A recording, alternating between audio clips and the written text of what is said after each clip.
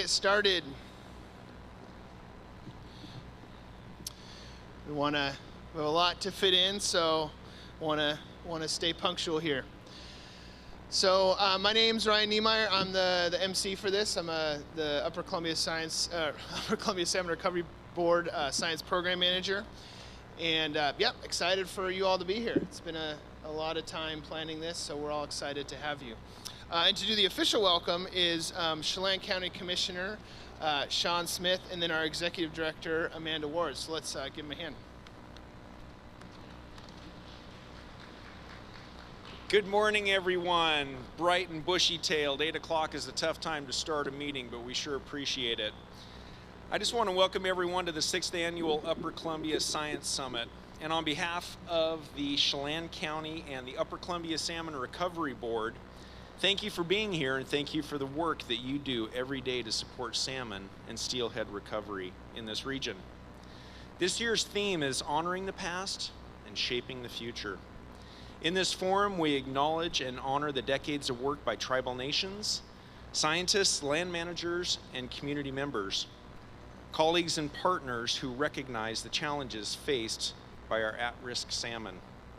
Refusing to give up on our fish, these folks developed the solid foundation regional recovery efforts are now based on. We honor this legacy by continuing to ask the hard questions. We continue to compile new data and utilize current science and the best decision-making and project implementation for our watersheds. This summit is important because it brings together many of the people who turn data into decisions. Scientists, tribal partners, resource managers, and restoration practitioners and community leaders are all here for one reason: to achieve successful recovery of spring Chinook and steelhead in the Upper Columbia, guided by the best available science. This science-driven approach is at the heart of our regional recovery plan, and we're not just committed to doing the work, but we strive to do the right work. It's our hope in what you learn over the next 2 days and the associated discussions that you will have will contribute directly to shape the future decisions, prioritize actions, invest funding, and measure progress across our watersheds. As a county commissioner, I also want to acknowledge what this work means to the communities that I represent. Chelan County is built on agriculture, tourism, hydropower, and small businesses. And our economy depends on healthy rivers and working landscapes. As we improve fish passage, restore floodplains, and protect cold water habitat, we also are supporting irrigation reliability, recreation, and long-term health to our communities. Shaping a more sustainable future is our way of honoring our history and past land use. Salmon recovery is not something that happens in isolation from the people who live in our communities. It's also landowners, orchardists, and small business owners are all partners in this effort. A science-based approach allows us to design projects that make ecological sense while also respecting private property, local economies, and the realities of a rural lifestyle. Partnerships are crucial to our work, and for over 25 years now, the UCSRB has helped to facilitate the regional collaborations that are grounded in science and guided by shared goals. Building on these historical relationships will help us to shape stronger, more effective recovery efforts into the future. This summit is a chance to take a clear-eyed look at where we are now and offer feasible options for what our next steps potentially may be. Over the next 2 days, you will hear about new research, monitoring results, and emerging challenges. Those conversations matter, and they provide valuable knowledge and the tools to help direct our work, along with common understanding of what success actually looks like. So to wrap it up, I want to thank each of you for making the time to be here with us. Your curiosity, along with your expertise and commitment to salmon recovery, provides the motivation to keep us moving forward. On behalf of Chelan County and the Upper Columbia Salmon Recovery Board, we appreciate your dedication to salmon recovery in our region, and we look forward to the future where salmon and our communities continue to thrive. I hope you have a productive and inspiring summit and look forward to the conversations ahead, which are very, very motivational over a beer and a bratwurst. So enjoy your time here in Leavenworth, and thank you very much for coming. We really appreciate it.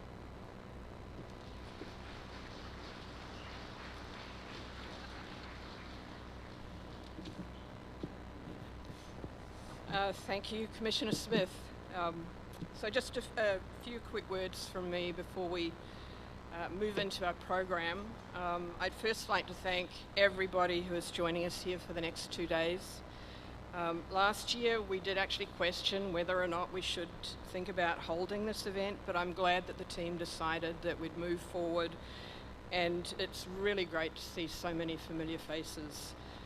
It's been a particularly tough year for many of us, the very least of which are concerns relating to uncertain funding. I think these challenges make it even more important to come together, to share new information, to think and talk about how we can continue to support and encourage each other as we focus on our goal of salmon recovery. The work that you all do is significant and provides benefits way beyond our local rivers and streams. So I'd also like to thank the UCSRB team for putting so much effort into planning and shaping the agenda for this summit. We've got Ryan, you've already met, Ariel, where are you? Put your hand up if you're around. Megan, Shelley, Leslie, and last but not least, Karen. So thanks to the team. I'll now hand over to Ryan to get us underway, and I hope you all enjoy the program and make the most of opportunities to engage with colleagues. Don't hesitate to reach out to any one of us if you've got any questions or if you need anything. We're here to help. So enjoy the program. Thanks.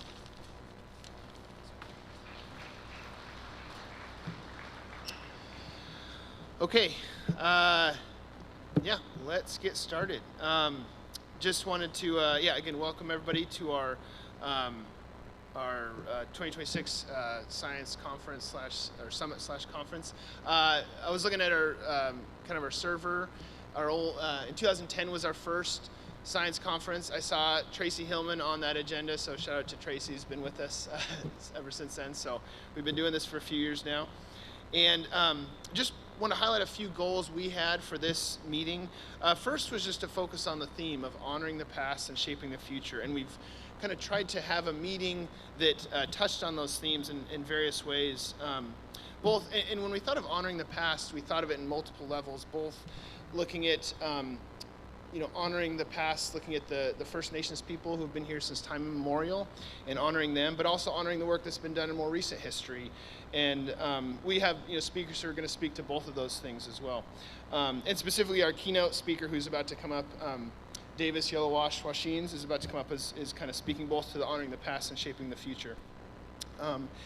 And also with the honoring the past theme, I wanted to mention our artwork, which you can see displayed here, was done by Lorelei Kruger. She's a Yakama enrolled Yakama Nation member.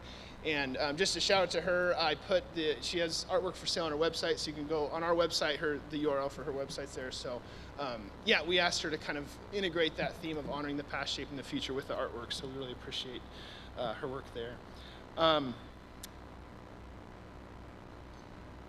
So that was the first objective, is looking at that theme. And then the second objective, I think, for this meeting is to build a community of folks focused on salmon restoration. As you all know, we have a diverse group here, whether it's practitioners, funders, scientists, interested community members. And so I think, as Amanda mentioned, I know we've kind of had a tough year or so with a lot of different challenges. So I think bringing the community together is really important, and how do we, it's going to take all hands on deck to recover salmon. So that's important for us, and we crafted this meeting with that in mind. So we have, like past years, 30-minute breaks so folks can connect, a long lunch for that. As well, we combined, the posters will be hung here in our poster sessions from 4:30 to 6:30. There's a concurrent social hour, which we'll have free beer and non-alcoholic drinks, so that should be a good way to connect. And there'll be a drawing as well at 5 p.m. or so. So we hope that'll be a good time to kind of engage with the poster presenters, but also kind of build the community of folks here.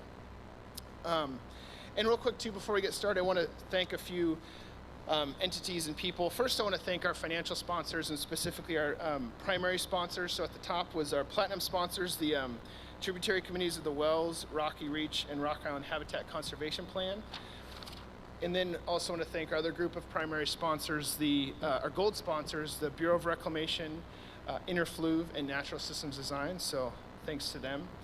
And then I also want to thank our other financial sponsors, our silver sponsors, who are Wolf Water Resources, Bioanalysts, the Confederated Tribes of the Colville Reservation, Lichen Land and Water, Tetra Tech, Snake River Salmon Recovery Board, Priest Rapids Coordinating Committee Habitat Subcommittee, Anchor QEA, and the Bonneville Environmental Foundation.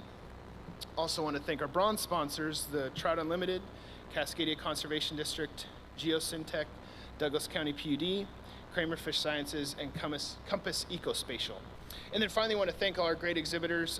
You can see there's really engaging, exhibitor tables there, so check them out. So just to call them out, Department of Ecology, Jacobs, Douglas County PUD, Hinchinbrook Eco Innovations, Yakama Nation Fisheries, Tetra Tech, and Wolf Water Resources. So yeah, let's give a hand to our financial sponsors that made this meeting happen. Also want to shout out real quick our steering committee, Tracy Hillman, Tom Kaler, Catherine Willard, Jeremy Cram, and John Crandall, volunteered their time to help guide this Science Summit, so we appreciate their time. And want to shout out our board of directors, Commissioner Shon Smith, our current chair, Shannon Adams, is here. She'll do her closing remarks, and other board of directors that weren't able to be here. Just thanks for their support. Okay, and then a few housekeeping items before we get started, before I introduce Yellowash, to give our keynote. As you all know, price out agendas, hard copies are in the orange notebook. There's also copies of the full detailed program on your table. There's digital copies of both of those on the Science Summit website, which there's QR codes on those foam posters that you can search online or just scan those QR codes for the digital copies of those.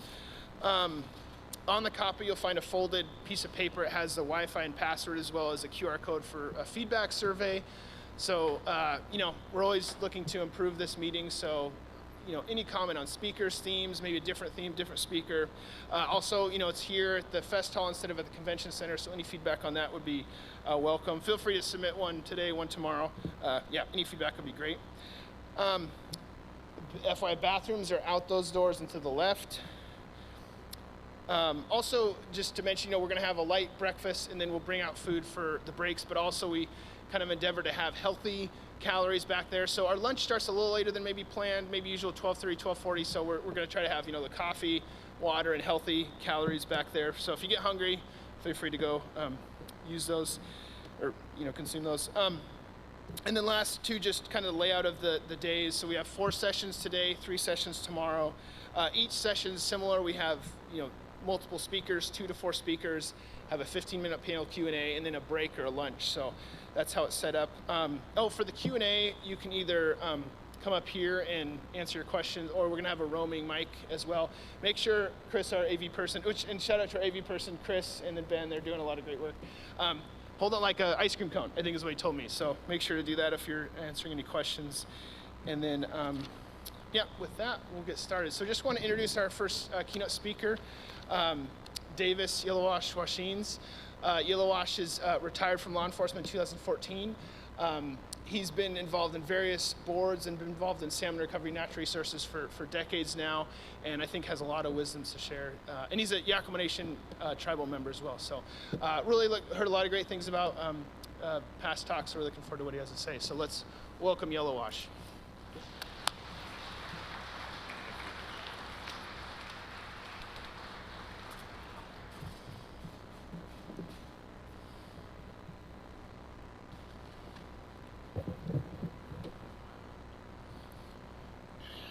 Nechmaitski, one extra Yellowash, and a kush, nas iwachi, etchinyat guya, kuklach, emiwai, and a kush namiana, etchinyao nitjao, a kush mimi, kupasini khana, and a kush nam aiken, and a kona naknuit klachtun, and a kush na atwanasha chikuk, and a kushnas aiken nami yanchi, kushpa sini khana, naku im, nakush nam yanawe, nakush nam ashukta, mishiawa, nakush watwe, nakush na snasinwi, nakush na mimi, nakush na yanawisha chna di chamna, waniksha winachapam, di chamna, Mr. in me, inashukt, mimi. Good morning, my friends and relatives. In the traditional manner of our people, citizens of the Yakama Nation, I want to introduce myself in the language that the Creator had provided for us so that I can speak about something very important, the reason that we waited for this day to come here again. And the elders would say, anytime you gather to talk about something important, you must come with one heart, one mind, and one thought for the purpose that we're gathered here today and tomorrow. And before I go on, I want to echo Dr. Niemeyer's recognition of those that are responsible for putting this gathering together, for allowing us to spend some time to continue our important work that each of us, the responsibility that each of us have. You're all leaders in this room. And so one of the jobs of a leader is you have to define the reality. What is the reality today for our resources, our salmon, our steelhead, and all the other ones that you heard the commissioner talk about? And so we define the reality, but also as leaders, you also have to give hope. You have to also provide that encouragement that the others that came before us that had this work passed it on to you. And now you have to pass it on to those that follow you in this very important responsibility. I do want to begin. The theme of this conference is honoring the past. As I stated, I count my lineage of the Wenatchee people. Interpretation is that place where the water comes running out of the mountains, what we call the Wenatchee River today. And our people, my ancestors, were here.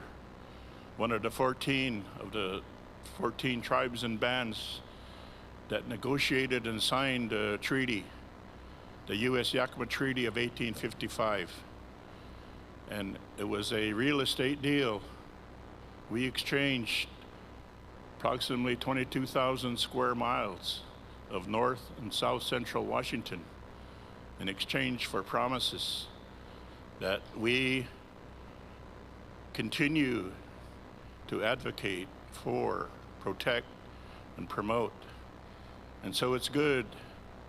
As a police officer, former police officer, when you say the word partner, that's very important. Your partner that you work with on a daily basis becomes a person that you rely on, that you trust, even with your life. So when we use the word partner, when we do business, to me that is a very important interpretation, that we have the same mind, that we have the same idea that we want to make a difference. And so as I've witnessed in the time that I've been with the Department of Natural Resources, our fisheries division, and I've seen the work and I've witnessed the many accomplishments. But when we talk about the past, we're going to take a little time machine. So put on your seatbelt. We're going to go back 900,000 years.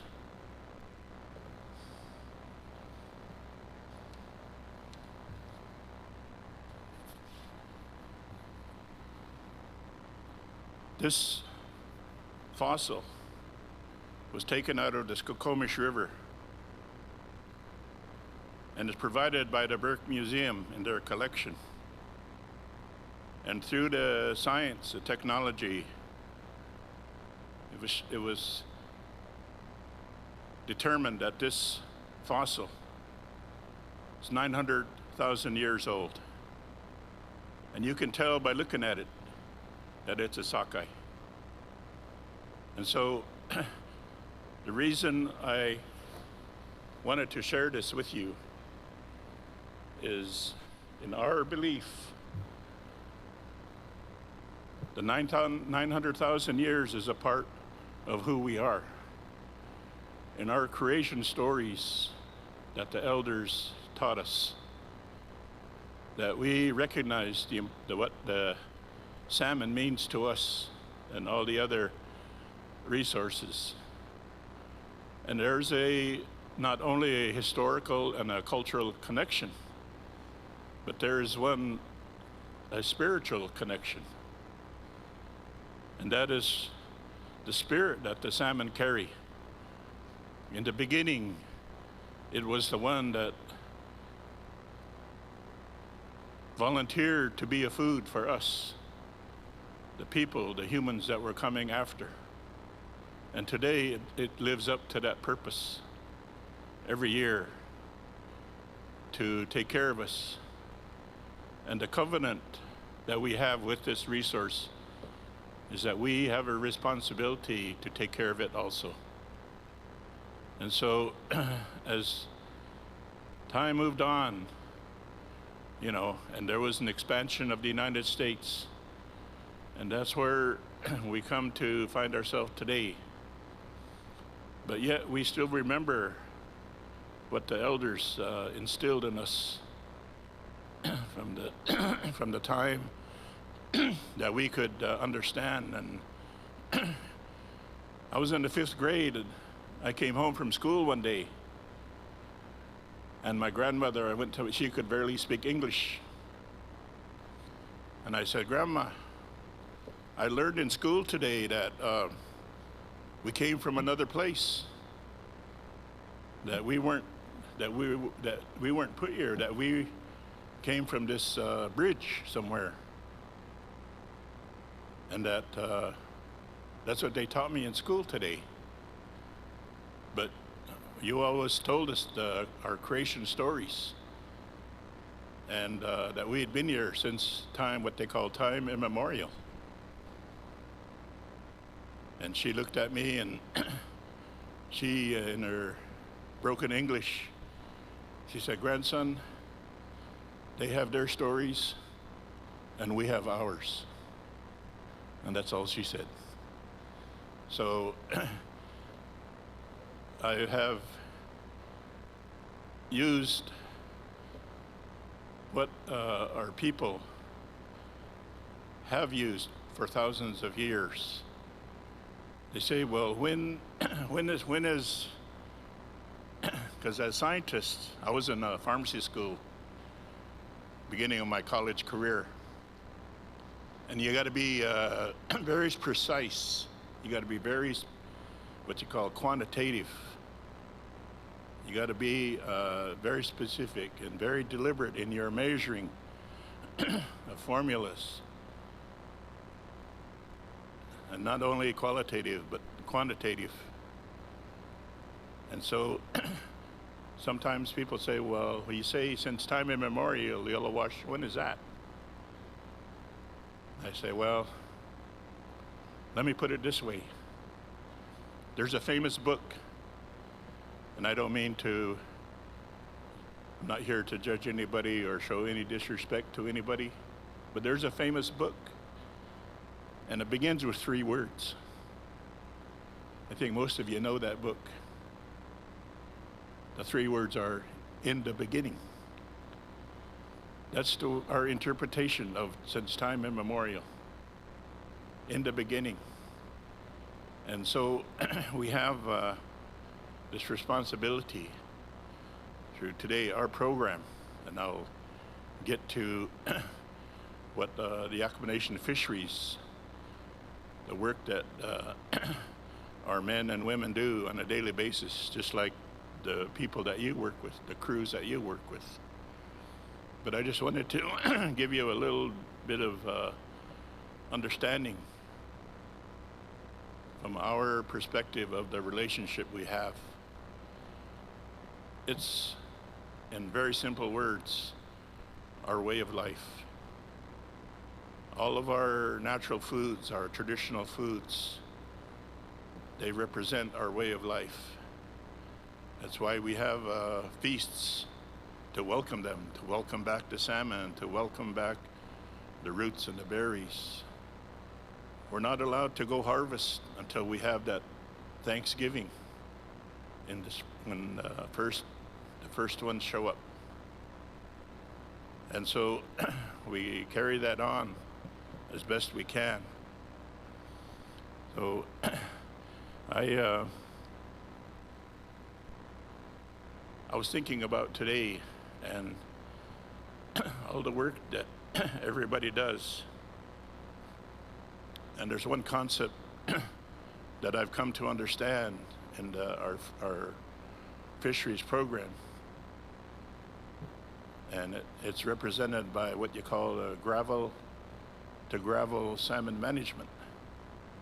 From the time that they are reared, time that they are born, in these streams and in these creeks and in these rivers, and then they migrate out to the ocean, then they come back to the same place where they were born. Nobody's been able to figure out how are they able to do that.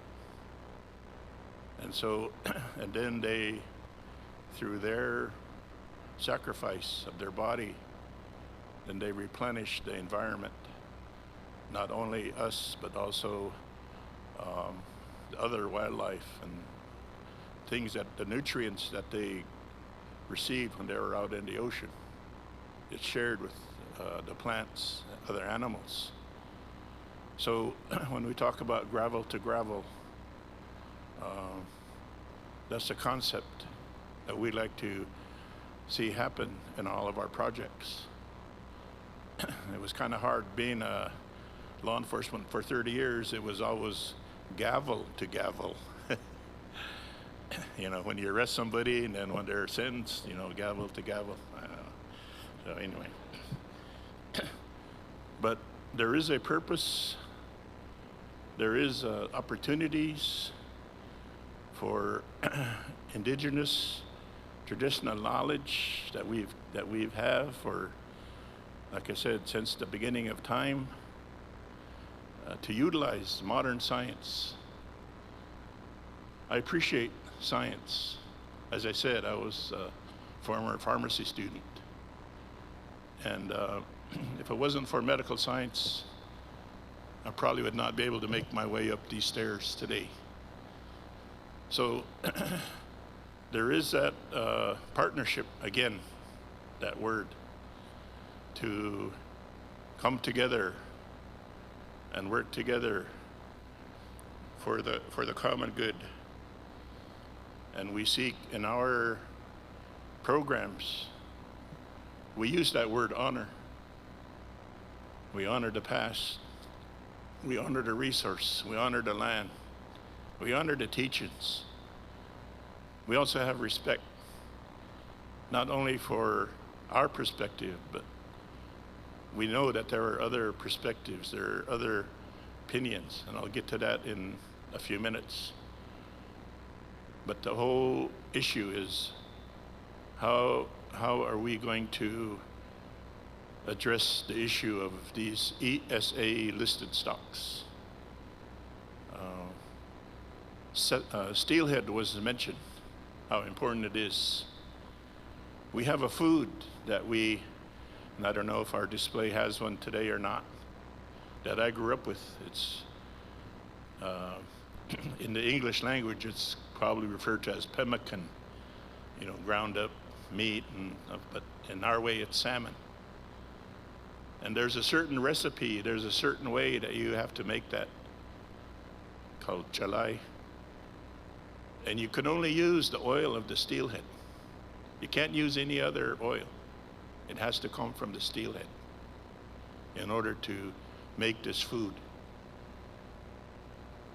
Again, a part of our way of life that we need, that we want to carry on for the future. I want to highlight the things from the Yakama Nation fisheries. One time, one of our staff asked an elder, "What do you want? What do you want us to do?" And the elder said, "Make it the way it was." You know, they were very succinct in their language. Now you'd say, well, that's a pie in the sky. Make it the way it was. But that's could be something that could always be something that we reach for, that we work for, especially coming from an elder. And we've been active up in this area, what you call the Upper Columbia Basin, for decades, as most of you know.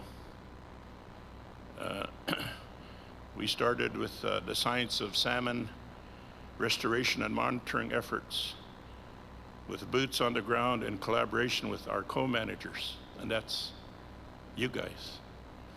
Going all the way back to the early days of their Yakama Nation fisheries program.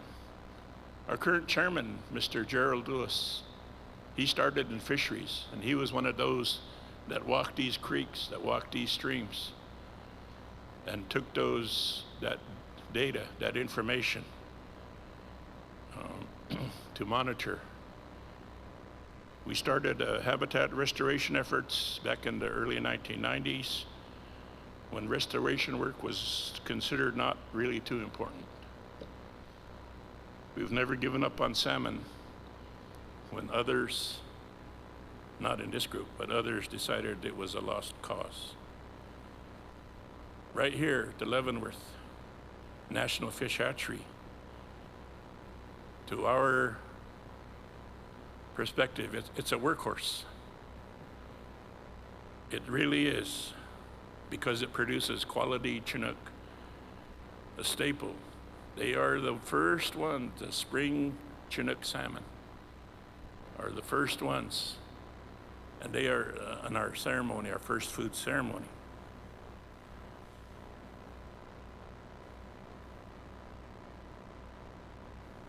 And so, however, we have not yet achieved full mitigation obligations of 2 million fish, but we continue to work and push for that production goal.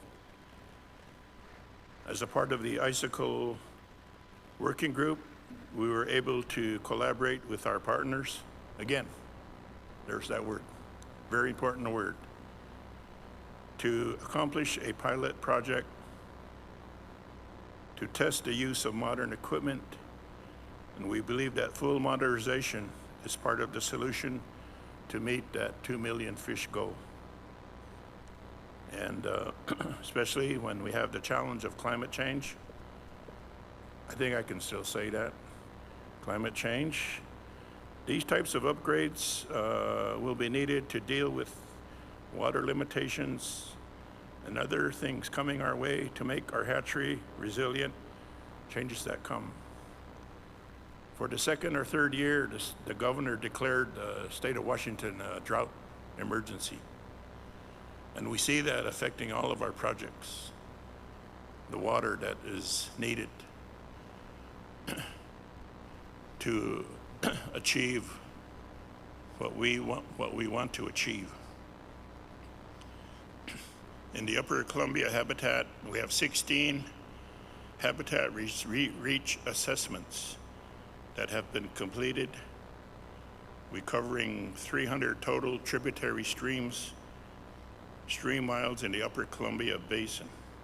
These assessments help Yakama Nation Fisheries, the regional technical team, and Upper Columbia project sponsors identify and prioritize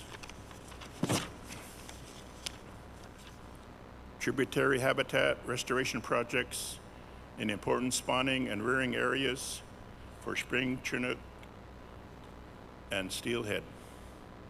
We just completed the new assessments for the Entiat River, Nason Creek, Icicle Creek, White River, and the Methow River. We have additional assessments now being planned for Goat Creek and Country and the Twist River in the Methow Subbasin, as well as a stream system in Kittitas County that support Upper Columbia steelhead. Through 2025, Yakama Nation Fisheries has implemented 62 habitat restoration actions in the Upper Columbia Basin, including reconnecting 5.7 miles of side channel habitat, enhancing an additional 3 miles of side channels with additional wood and complexity treatment, and treating over 30 miles of main stem tributary habitat by adding in-stream log structures and floodplain complexity. We've restored the coho salmon above Bonneville Dam. We now see harvested numbers in coho in the Klickitat, Yakama, Wenatchee, Icicle, Entiat, and Methow.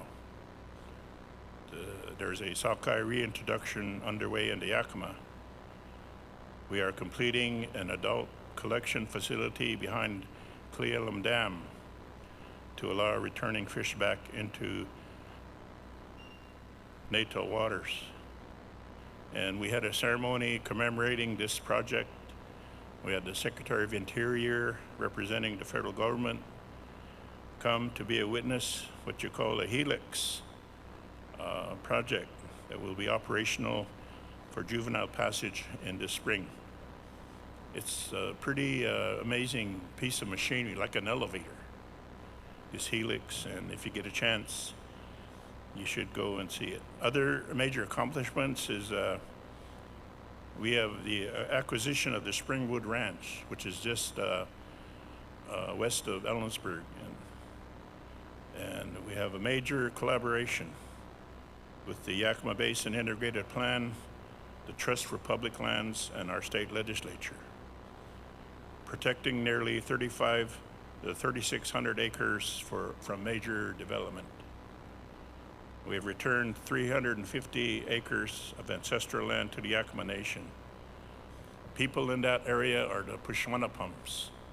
Every place within our ceded treaty territories, there were villages. And we know who these people are because, like myself, we trace our ancestry to these places. So in that area of the Kittitas Valley, they're the Pushwanapum band. We have an additional 800 acres that is now co-owned for the first time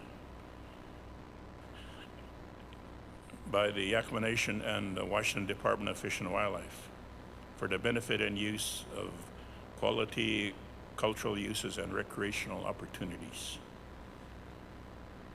The main purpose of that project is a off-channel reservoir that will store up to 126,000 acre-feet of water to benefit in-stream flows and water resilience in the Yakama Basin. The last example I want to talk about this morning is taking place right now. In 1939, down in the Tri-Cities, there was an illegal causeway that was built, an earthen dam, if you will, connecting Bateman Island, which is like about a mile wide and or a mile long and a half a mile wide, of the Yakama River Delta. And they constructed this causeway illegally.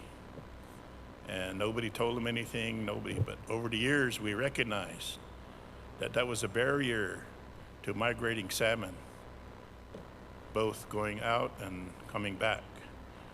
Several years ago, we had a major kill because of the temperature. When it blocks the river, of course, it creates a pond, invasive species, higher temperatures, and also it was going against what the our goal was to restore our resource. And so after 80 some years, we finally were able to work with the, I believe it's the Mid-Columbia Management Group. They were a key player, Army Corps of Engineers, Yakama Nation, and today that causeway is being removed after 80 years. And that would not have happened if it wasn't for the collaboration, like I said, of like-minded people. People that recognize using data, using science. We took water temperatures, we did counts of predators, what kind of predators that live there, that thrive there. And so all that coming together in true partnership caused the causeway to be removed. And so I just wanted to share that with you because that's an example of when we collaborate and we communicate and we work together, things can be accomplished. And I take my hat off to all of you, you professionals, the ones that are there providing that expertise, providing that leadership, working in partners with not only the Yakama Nation, but with others. The Yakama River Basin Integrated Plan is the only one of its kind in the United States. Because for years and years, everyone recognized that when we have differences and we head to the courtroom, the only people that benefit are the attorneys. So we come together and we figure out. We listen to each other.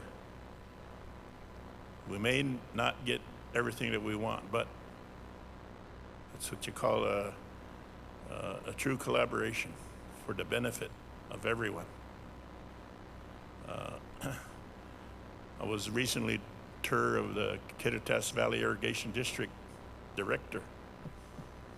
We went over this little stream and there was water in there. He said 2 years ago that was dry, that was bone dry. And now through our work, this stream is now being used. And so I really thanked him for that, for his leadership, and to be able to recognize that, the Yakama Nation, we invest a lot of resources. We invest a lot of our knowledge so that when projects such as Bateman Island removal happens, we celebrate together with one another. And we do it because of the resource that we are trying to protect and restore. And I will close with this. I was in Portland. I went down to the waterfront and there was a park. And they had these 5 statues in this park. And I got curious. I said, what are these statues? And there were birds. There was Carolina parakeet, the great auk. There was a sage hen, grouse. I can't remember the other one, but the one that I remember most, there was a statue of a passenger pigeon.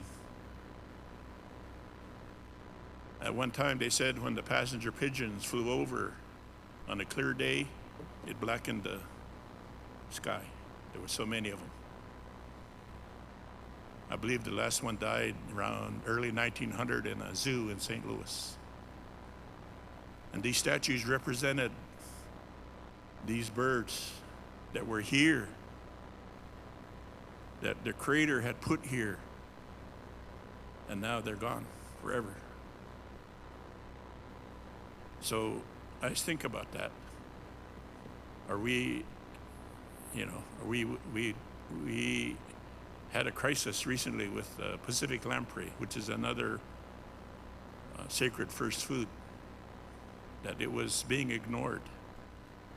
When they put the dams, they put in the salmon for the salmon, but Pacific lamprey, they travel a totally different way, and they weren't being considered.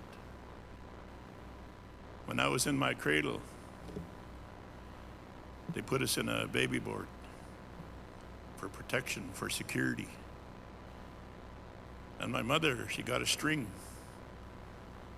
and she put it around my neck, and at the end of that string was a dried tail of a Pacific lamprey, or eel. And that was a pacifier.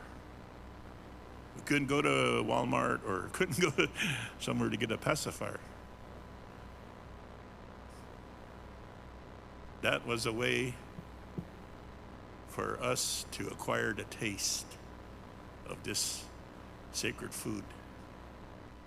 And so I thought about that.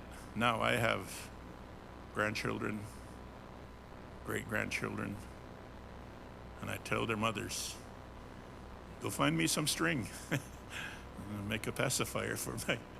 And so that,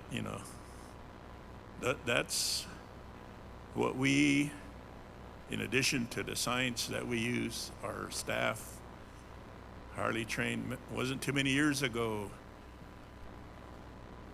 we didn't have the opportunity to have educated scientists that we have today on our staff. And so with that, technical expertise, and also with our recognition, our spiritual connection, our cultural connection, that's encourage us more. And the other thing that I spoke of earlier about our ceded lands and our treaty. And so we utilize these things to benefit the work that we all are committed to do here. Reason that we come to these gatherings is to learn more, is to share, to network, to get to know one another.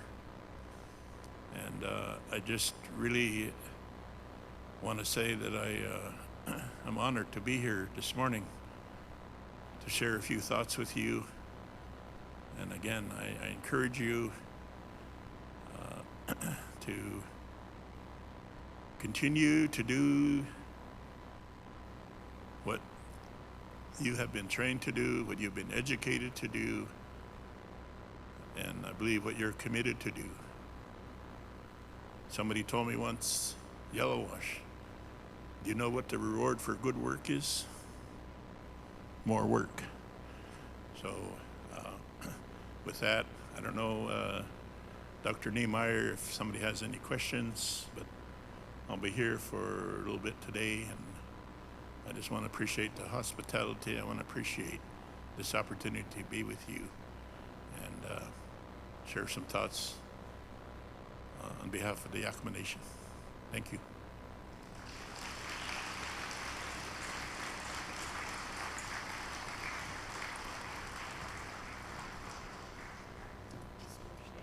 I just want to say thank you very much for your words on behalf of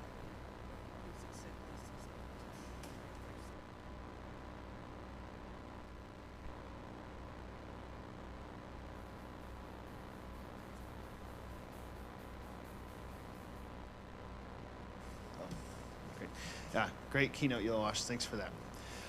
Okay, so let's kick off our first session, Status of the Species. And to kick off this session, our plenary talk is by Katie Barnas. She's with NOAA, Northwest Fisheries Science Center, and she's going to give us a status update on Upper Columbia spring Chinook and steelhead. So I think here Katie comes and gives us.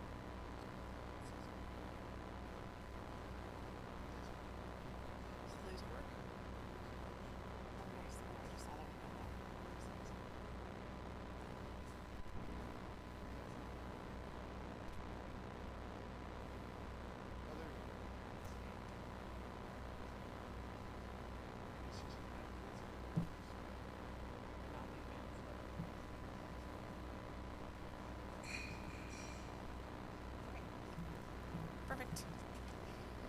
All right, good morning, everyone.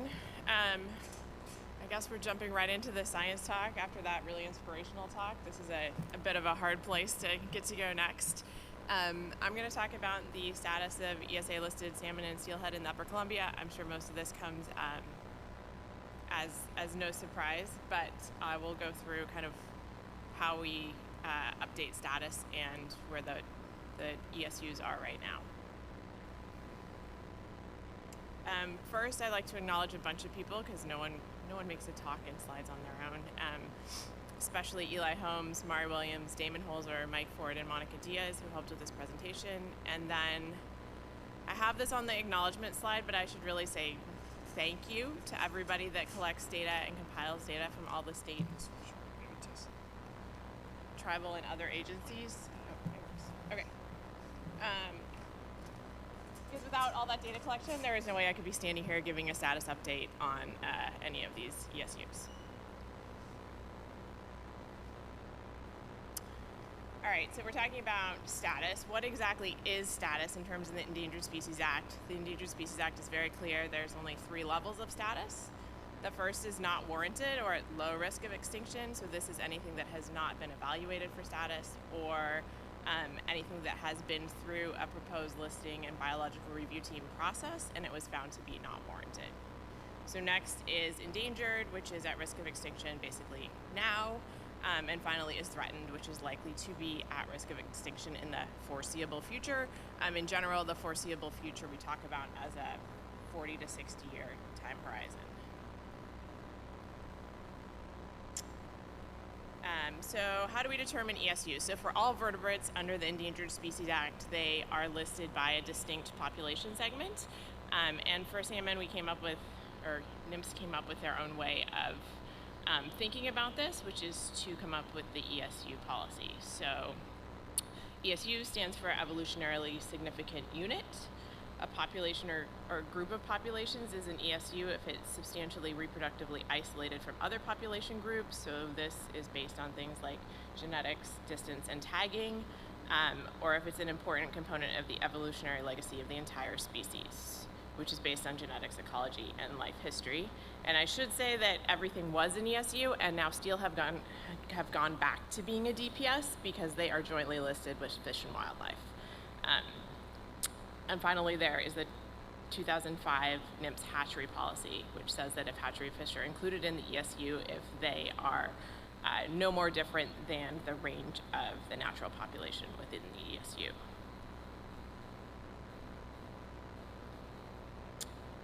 All right, so there's a hierarchy under this ESU status. So we think about species being listed at the ESU, but in terms of talking about recovery or viability goals, we're really talking a couple levels below that. So inside the ESU, there are major population groups. So there's the status of those, and the status of those is made up of individual population status, which is then based on 4 viability criteria, which are the abundance, productivity, spatial structure, and diversity. And I want to point out that for the Upper Columbia, in some ways, this is a simplified version because there's an ESU with one MPG and then either 3 or 4 populations. So what are viability goals for Upper Columbia listed ESU/DPS? So for spring Chinook and steelhead, abundance at a population level is determined for each population and ranges between 500 and 2,000 natural spawners. Productivity is recruits per natural spawner. Population growth rate, you want to see an increasing population growth rate that is above 1, so there's replacement. Spatial structure looks at habitat distribution and occupancy, especially that of spawning areas. And finally, diversity takes into consideration life history, migration timing, genotype, phenotype, proportion of natural origin fish, and stray rate. I want to point out that because there is only one MPG for each of these 2 listed groups in the Upper Columbia, there are special criteria that need to be met, which are that 2/3 or more of the historical populations within the MPG should meet viability standards, and at least 2 populations should meet the criteria to be highly viable. So they kind of, because of having the one MPG structure, have the highest bar set for recovery of pretty much any of the listed ESUs. Okay, so that was mostly looking at the pink portion over here, and this is the portion that I'm at the Northwest Fisheries Science Center. This is the portion that the Science Center handles when we think about doing a 5-year status update or looking at maybe a proposed listing. Then this side is the side that primarily the Northwest Regional Office does, with some input from the Science Center. So today's talk, I'm mostly going to talk about this side, but we're going to talk about this side a little bit just in terms of that gives the whole overview of the full status of all the things that are considered for both listing and delisting. So in terms of the listing factors that are also considered, there is habitat, overutilization, basically harvest. Listing factor 3 is predation or disease. Listing factor 4 is existing regulatory mechanisms, and listing factor 5 is the catch-all for all other things, which in terms of these salmonids generally means things like climate and hatcheries. Okay, so that was the background on how we think about status. Now we can go into actually describing the status of the species. The goals for this talk are to basically update the figures that we put out in the 2022 viability report with 2 to 3 new years of data. I want to acknowledge that all this data came out of the WDFW SPY database and what was loaded into coordinated assessments from there as well. Those are, if I was making this talk, this is where I go to look for data, and I like to put it out there so that everyone knows if you want to pull the same figures, this is where you would go as well. And then I'm going to summarize the conclusions from the 2022 viability report, both for the VSP and the listing factors, because that is our last comprehensive status update.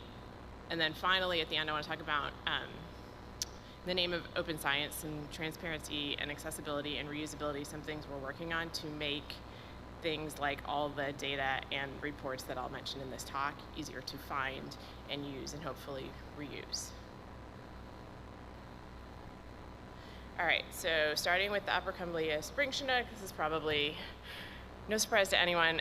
They were listed in 1999 as endangered. There are 3 extant populations, which are the Wenatchee, the Entiat, and the Metau. So I'm gonna roll through the figures for each of the VSP criteria with the same format that we use when we do put out the viability reports. So on this figure, we have all 3 populations. The total number of spawners is in black, so that includes any natural spawners or any naturally spawning fish, so that could include hatchery origin spawners on the spawning ground. The red line is natural origin spawners. The actual data points are in blue, and then the light blue line is the natural origin abundance goal for kind of perspective on where these populations are at. So in all cases, the total spawners is kind of flirting with that abundance goal, but in all cases, the red line is still much below the natural origin target and what we really want to or want to look at is where the red line is in relation to the blue line. For productivity, this is the log of the natural origin spawners to the total number of spawners. So it takes into account when you have a lot of hatchery origin fish on the spawning ground. The closer that you get to having all natural origin fish spawning, the closer you're going to get to mixing those green bars and the productivity going above 1. So recent years for all of these, so Entiat is now in the green in the last couple of years, showing a positive population growth rate. Wenatchee is approaching that line, and as is the Metau. For all three of these, the goal listed in the Interior Columbia TRT viability report is 1.2 returning spawners per parent to get the population to grow at a rate to hit those viability goals. And then for one of the third of the VSP metrics, diversity, this is one measure of diversity, definitely not the only one. And this is looking at the fraction of natural origin fish returning. The approximate goal is that there would be 80 to 100% natural origin fish returning. And here we have just kind of a breakdown of what that looks like for the last few years. So NTAD is approaching that goal, or even almost at it, and while the other two populations are still below about 40% natural origin spawners.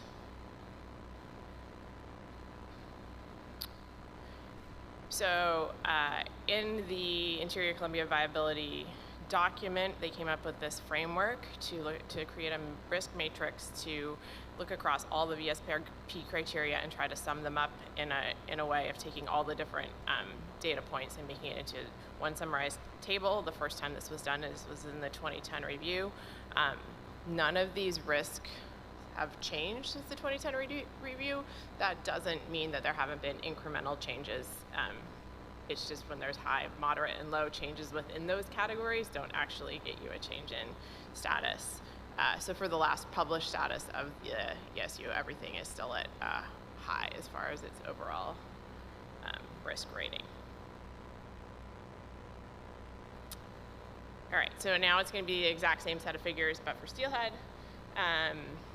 Steelhead were listed in 1997 as threatened. There are 4 extant populations: the Wenatchee, the Entiat, the Metau, and the Okanagan. For abundance, again, we have total spawners in the black line, natural origin the red, and then the natural origin goal is the blue line. So here we have the,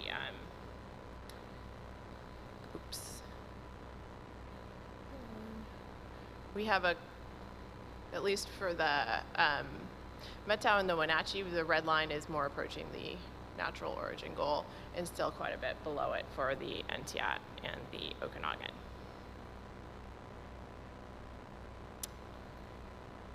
For productivity, despite they're seeing a lot of red bars, those red bars are kind of approaching 0 in the most recent years and barely over 0 for the Wenatchee. So here the goals set out by the TRT were 1.1 spawners per parent in the Wenatchee and the Metau 1.2 in the Entiat and the Okanagan.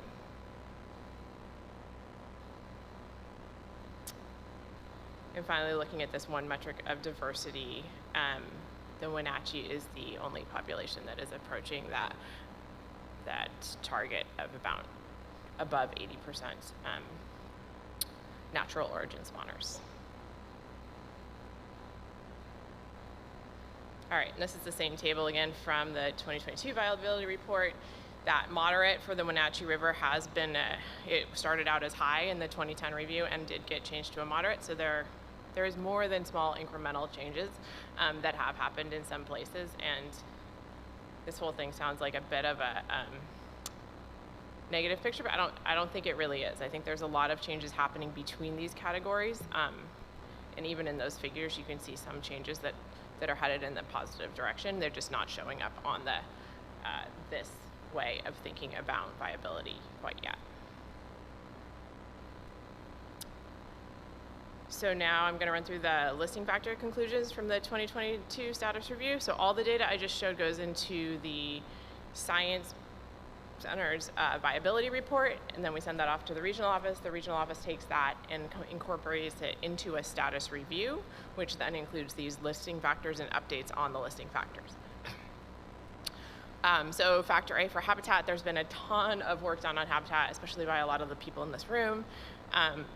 And as always, there are still opportunities to improve habitat, especially in terms of water quality, riparian condition, and floodplain function.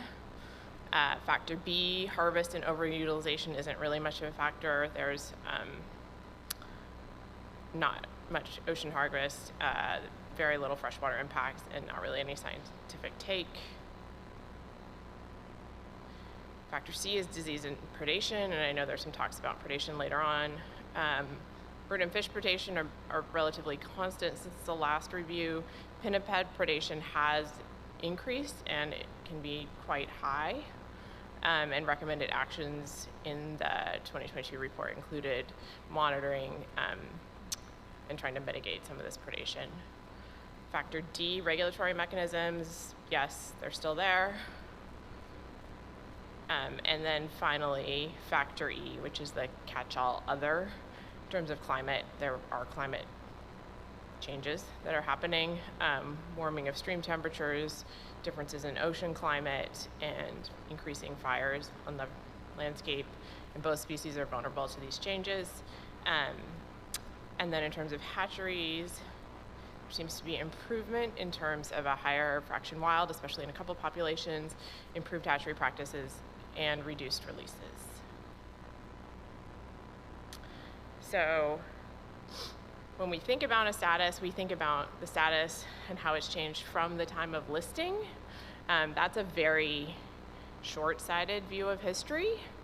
And so the best record is a dam count. So if we think going all the way back to 1933, what did it look like? How long did it take to get to listing, which is quite a while of relatively, especially leading up to the 70s, quite a while of relatively low returns.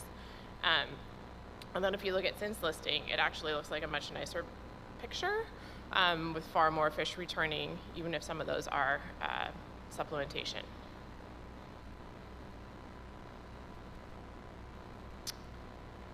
So for the status summary portion of this, it took a long time to get to that listing. It'll take a long time to build back up. And there are incremental, small positive changes that are happening for both ESUs. ESU status has improved since listing and since that 1933 end of that figure. There are new challenges emerging, especially increasing threats from climate and predation. And at this point, all populations in both ESUs remain pretty far from their recovery goals. All right, so to kind of change directions a tiny bit in the name of collaboration, feeding off the talk before me, we've been working on salmon recovery for, and that's the royal we, everybody has been working on salmon recovery for 25 plus years now, which means there's been a ton of data and products created, including those that NOAA has created. And we've been thinking a lot about how do we make these salmon-related data more findable, accessible, and reusable? How do we live up to those fair data standards? And it's kind of the beginning of the year. So New Year's resolution here for people doing this work. How do you make it so that other people can find your stuff and use it and move the science of the species forward because it's available? So the problem is, how do we find the data we need? If we can't find it, we can't use it. Where do we house these products we create? And then how do we keep the data with the reports? Because a lot of the old reports, it was the report and you had to go and pull the figure from the report. And now we know there's a report, but then there's the spreadsheet. And then someone made some code in R. And then there's all, someone made some maps. And all of that could be kept together and make it a lot easier to work with a lot of these products. So this is what we've been thinking about a lot in terms of even creating our viability report. So the solution is to create a web-based tool where salmon data sets, derived products, documents across all ecosystems can be accessed by anyone. So what does this look like? We created the Salmon Data Discovery Tool. It's a partnership between NOAA Fisheries and Pacific States Marine Fisheries Commission. It's basically a web-based repository that will take pretty much anything. Its scope is anything remotely related to salmon, in terms of geographic scope, species scope, contributors. Anyone can go contribute. It's open right now. You can go contribute. You just have to make a login to contribute. You don't need to make a login to look. And the data types, it will take pretty much any data type. And so the reason I bring this up is that I just talked a bunch about this 2022 viability report, which has a report, which is currently housed in the NOAA library. It has data, which is currently housed on another Northwest Fisheries Science Center website. It has spatial layers that until last night were housed, I think, only on Damon's computer, and they should be in there now. And then Eli created this amazing R package that creates all those figures that I just showed. And you can upload your own data and create the same figures.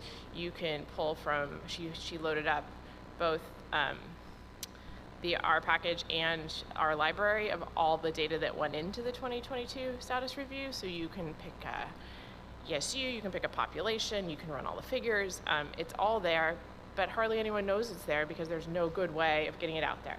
So our goal is to make all the pieces of the viability report stay together in this tool so that pretty much anything I talked about in the talk earlier, including those old Interior Columbia TRT reports, it's all in there.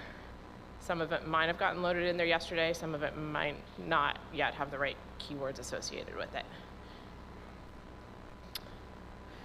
And so then I just to show what's in there right now, I ran Interior Columbia as a query yesterday, and so got all of the intrinsic potential data, all the shapefiles, all the GIS layers, and then a couple documents related to the viability criteria that I spoke about a bunch earlier on. And then the URL is there at the bottom. So it's been live for about a month. There's still some glitches, but we would love for folks to poke around and use it. And if you're interested in anything that was presented in the talk, it's all in there.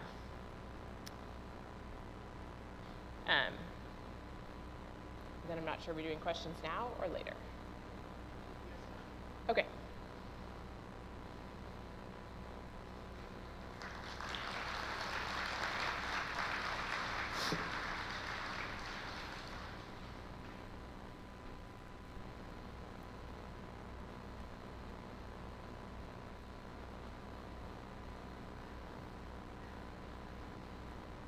Yes.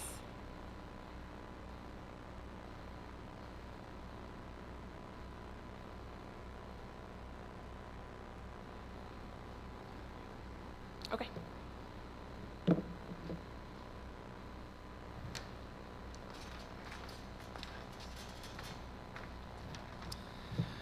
Okay, get my steps in today. Our next talk in this session is Tracy Bowerman with the Mid-Columbia Fish and Wildlife Conservation Office with the U.S. Fish and Wildlife Service, and she's going to give us a status update on trends for bull trout. So take it away, Tracy.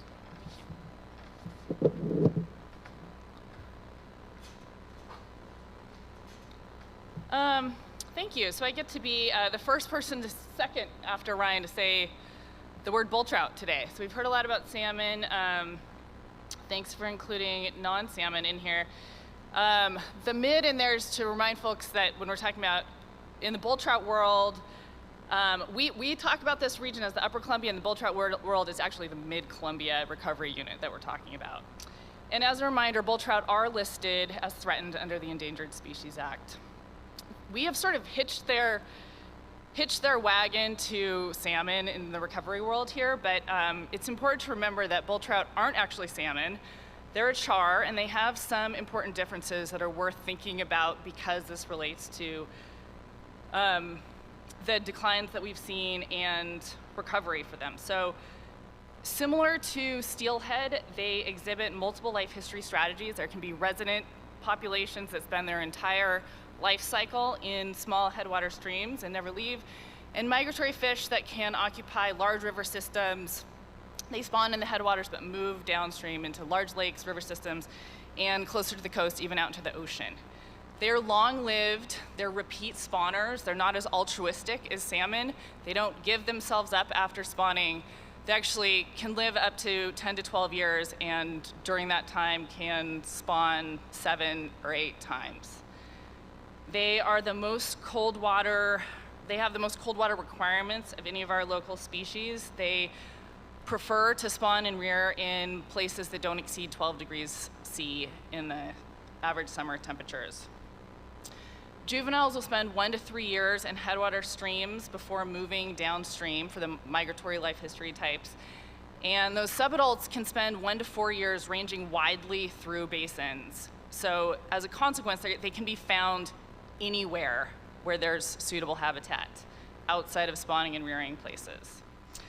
Bull trout are highly piscivorous, and as a result, they're very susceptible to angling. And bull trout compete and hybridize with introduced brook trout that are closely related species native to the East Coast. In 2001, Riemann and Allendorf came up with a general guideline for what's an effective population size that we should be shooting for. And they recommended that at a minimum, populations should have 100 spawning adults to minimize inbreeding, and that would equal about 50 reds per year, and ideally 1,000 adults. But we also recognize that bull trout often occur in smaller populations, and so where populations can't support that minimum size, it's really important to conserve collections of populations and maintain that connectivity between them. So if we look at a map of bull trout spawning and rearing areas as shown by the dark blue here, you can see that bull trout really occupy a space that fits that mold for a metapopulation, where you have these very isolated spawning and rearing areas, but are connected by the larger river systems. And we know that bull trout migrate throughout the main stem Columbia and move between these major river systems. In this Upper Columbia region, in our region here, we have 3 core areas. The status of these core areas was originally assessed in 2004 and has recently been updated in 2024. The status is based on a combination of population size, distribution, trend, and threats.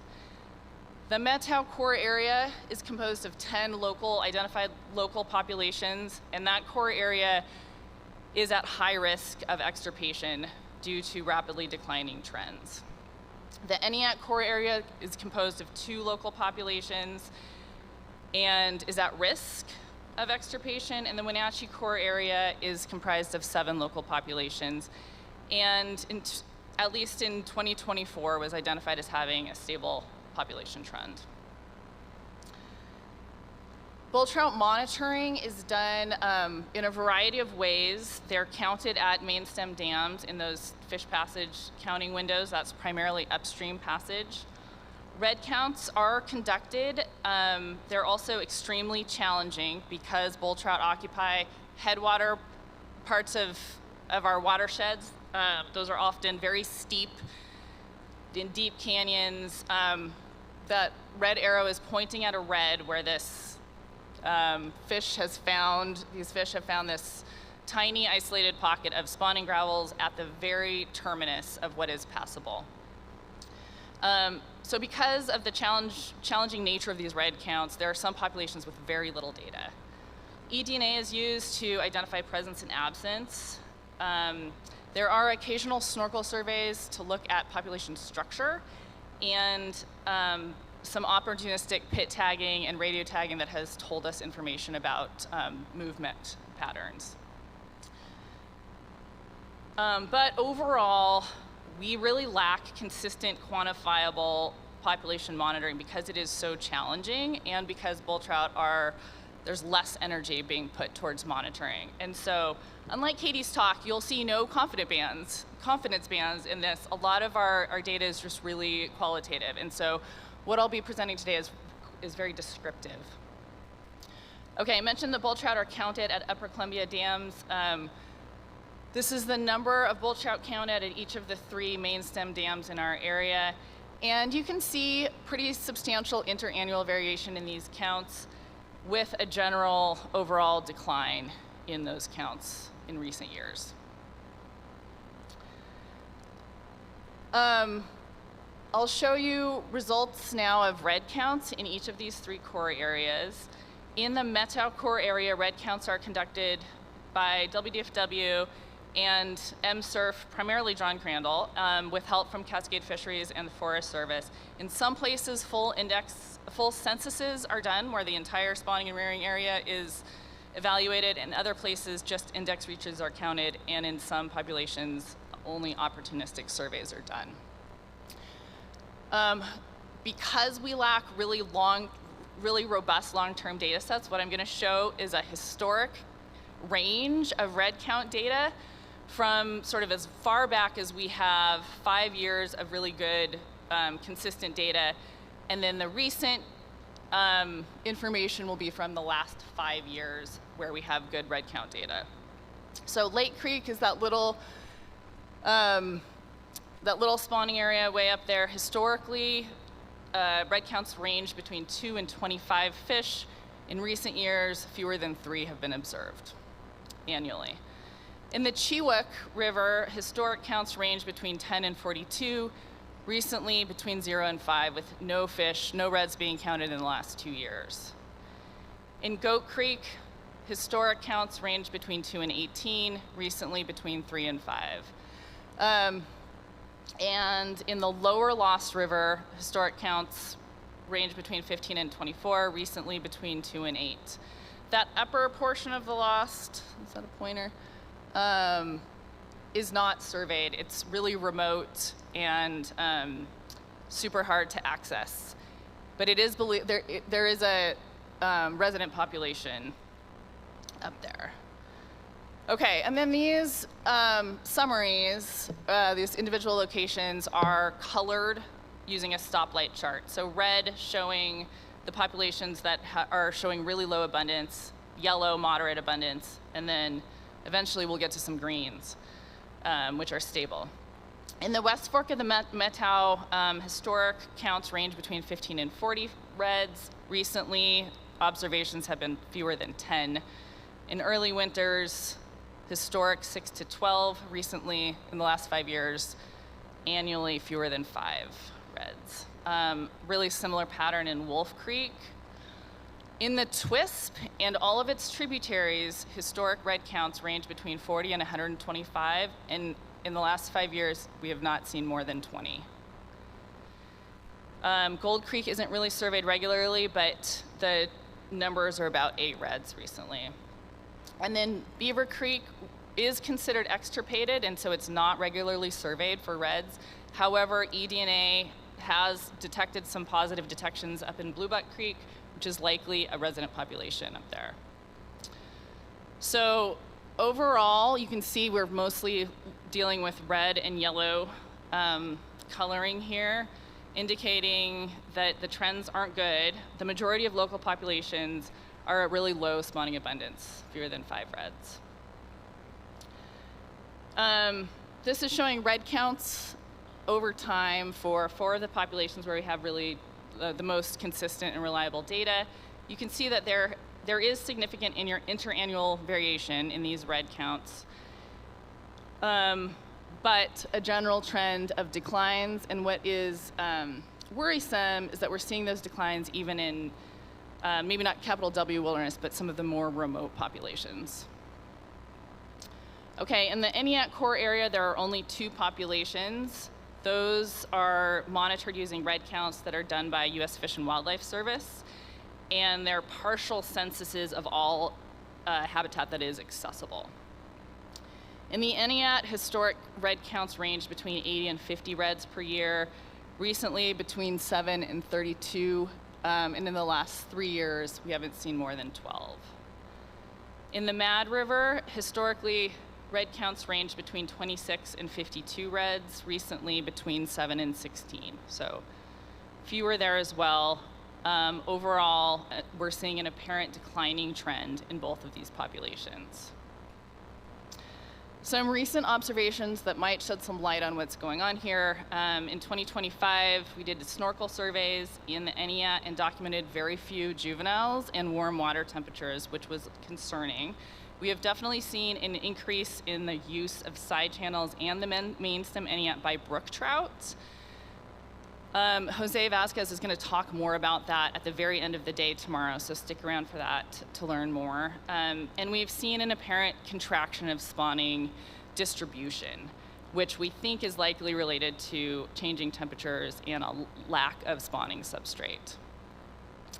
In the Mad River, recent fires have really changed that landscape, and there's been a lot of fire-derived log jams that are likely impacting passage so that there's a smaller habitat availability for spawning. Red counts in that system are really strenuous, and this high effort leads to greater uncertainty, so it's been really hard to get out there and monitor what's actually going on. And in that population, there is a resident component that is notoriously very hard to quantify. Okay, moving on to the Wenatchee. WDFW really leads the charge here in doing red counts. Between 2014 and 2019, they conducted full censuses over 3 years and developed index reaches in where they could to expand those red counts out to a total population abundance. They were able to do that in the Chewacum, Nason, the White, and the Chihuahua rivers. The rest of the populations, there aren't index sites developed, and they're monitored using occasional red or snorkel surveys. So hooray, we finally have a green population in the Chihuahua, which is looking pretty stable. Those index counts range between 48 and 121 in the index reach, and if you expand that out and include all of the tributaries, of which in the Chihuahua there are quite a few, you get a general population estimate that's more than 300 fish. So we finally achieved that recommended number that Riemann and Allendorf recommended. Similarly, in the White River, that population is also looking stable in the index reach. Red counts range between 50 and 107, and if you expand that out, those population counts are more than 80 reds annually. So those two are looking pretty stable. The rest of the Wenatchee is not quite as not as rosy of a picture. In the Little Wenatchee, there's very low abundance. No reds were observed there during complete census counts that were done in 2020 and 2021. In Nason Creek, that population is also at very low abundance, even though we've confirmed there are still fish in there. No reds have been observed since 2019. In the Chewacum, they're sort of middle of the road. Historically, red counts range between 28 and 42 reds annually, and recently we've seen between 17 and 34. In the Icicle, those three streams are up in the Alpine Lakes Wilderness, very, very hard to access, and so regular counts are not done. That population is composed of migratory and resident individuals, and we are not really sure what their status is. It was last assessed in 2019. In the Peshastin, those two creeks, Ingalls and Etienne, are at very low abundance, but have had minimal surveys done. Also very hard to access in wilderness areas. So overall, in the Wenatchee, we have two stable populations. The others are at great risk or likely declining.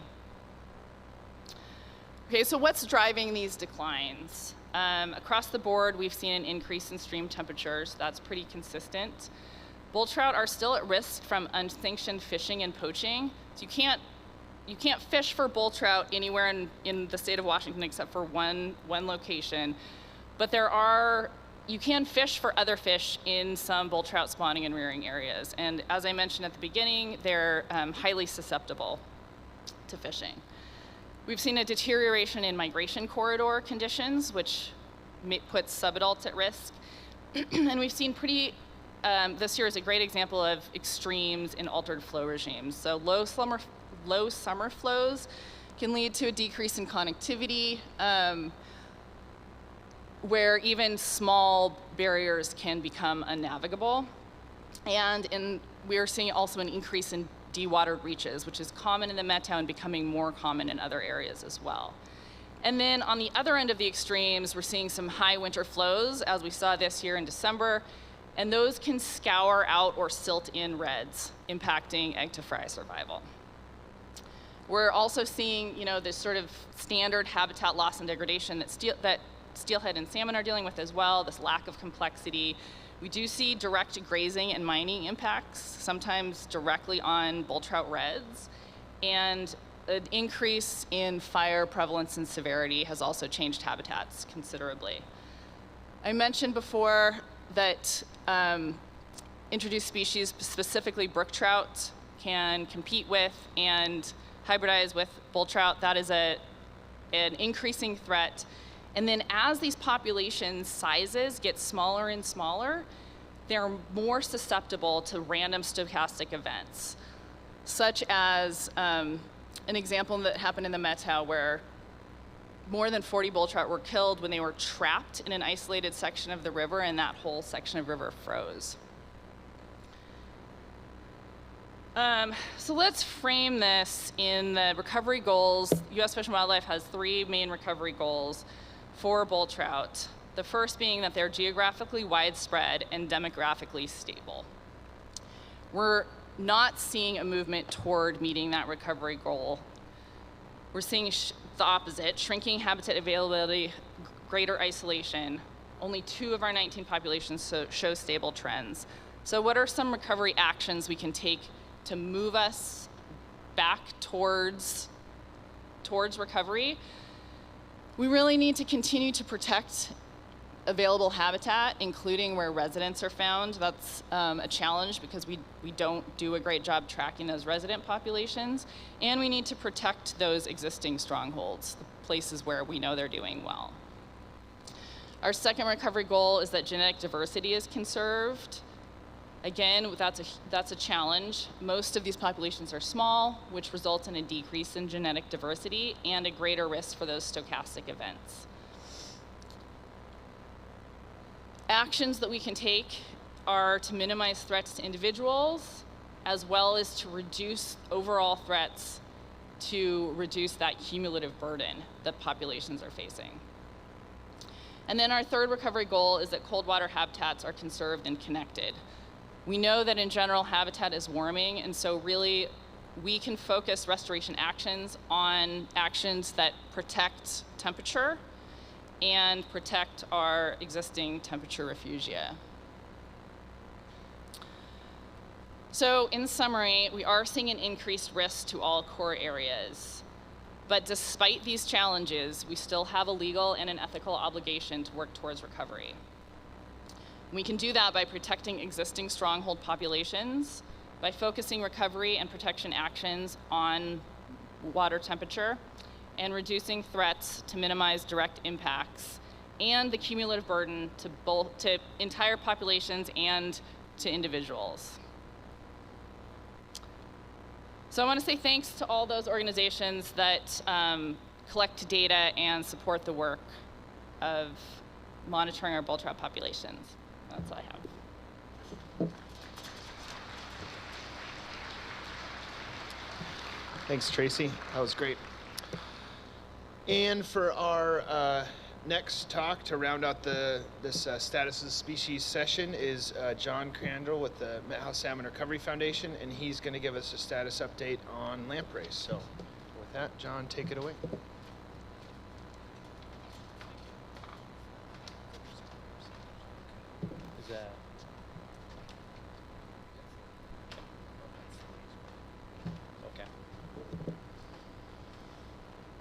Good morning. I'm grateful to have the opportunity to speak with you this morning about the status of Pacific lamprey in the Upper Columbia region. And for now, we're just going to gaze at this beautiful artwork that defines our current. Adjust your mic here. You're too tall. Thanks.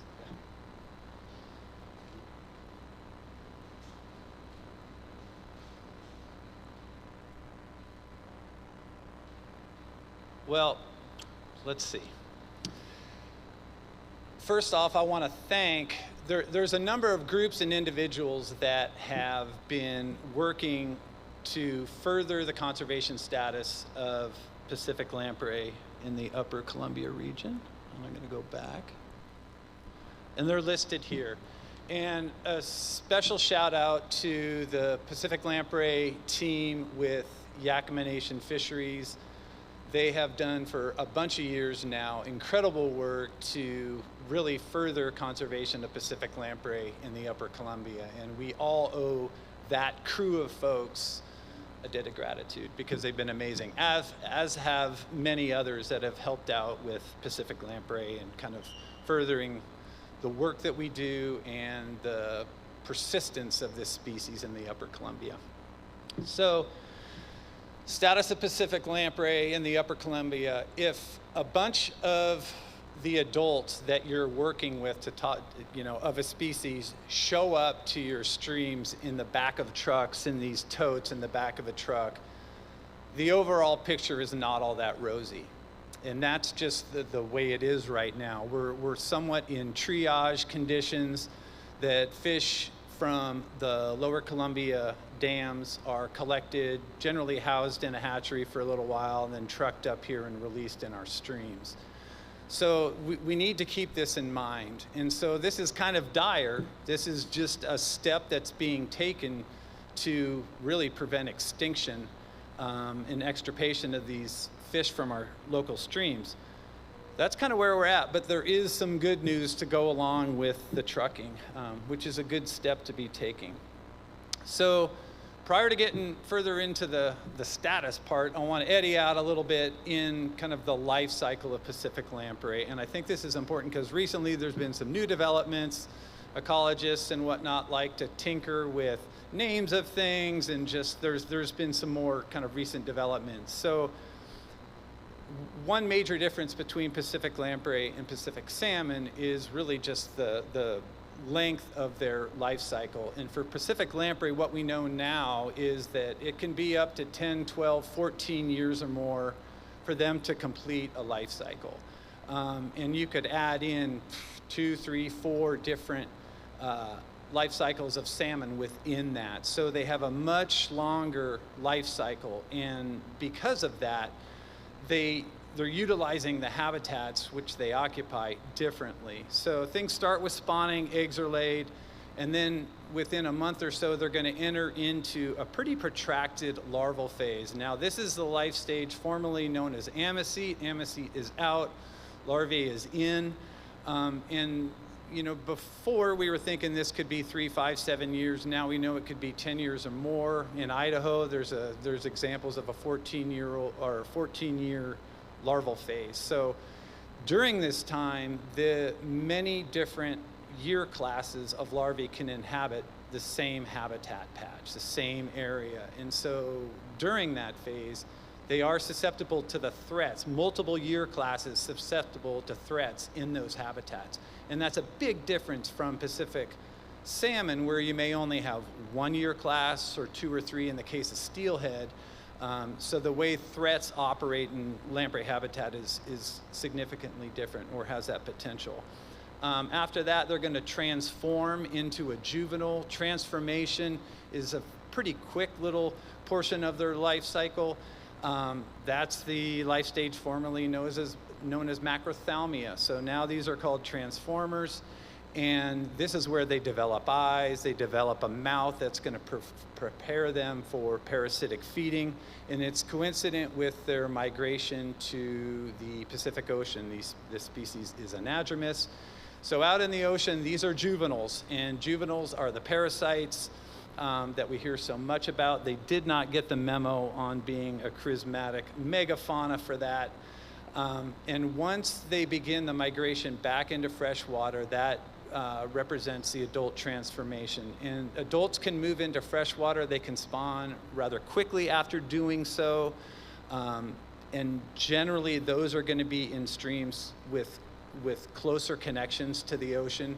In the interior Columbia River, our fish are generally showing up in the fall of the year, August, September, October, and they're going to hold over winter in streams, in our kind of tributary streams, and will generally spawn kind of the next summer. June and July are kind of our happy places for spawning in the Upper Columbia. A small proportion of these fish may remain for another year again and spawn the following year, so they can have a pretty protracted holding phase once they enter fresh water. So life cycle, it's different. The habitats they're utilizing during this period, during their life cycle in freshwater, are different. And as kind of habitat restoration practitioners, we need to be cognizant of that and the differences in this kind of specific habitats that lamprey utilize and need are different than Pacific salmon. And the more we can appreciate that and understand that and integrate that into our work with restoration for salmon, the better off Pacific lamprey are going to be. Okay, into the status. These are NatureServe rankings, which are kind of an amalgam of population size, population trend, and threats. You can see here that all of the groups up in the Upper Columbia are critically imperiled. Pacific lamprey are not listed with any federal protection, but really, in a lot of ways, looking at this, they should be. The hatching that you see in the Okanagan is really an eye towards recent improvements in the status of Pacific lamprey in the Okanagan Basin. By about 2010, 2013, they were functionally extirpated from that basin.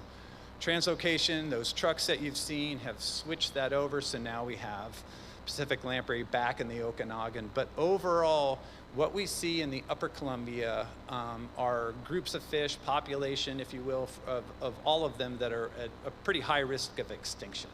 But yet they do not have, for better or for worse, they do not have federal protection of the Endangered Species Act.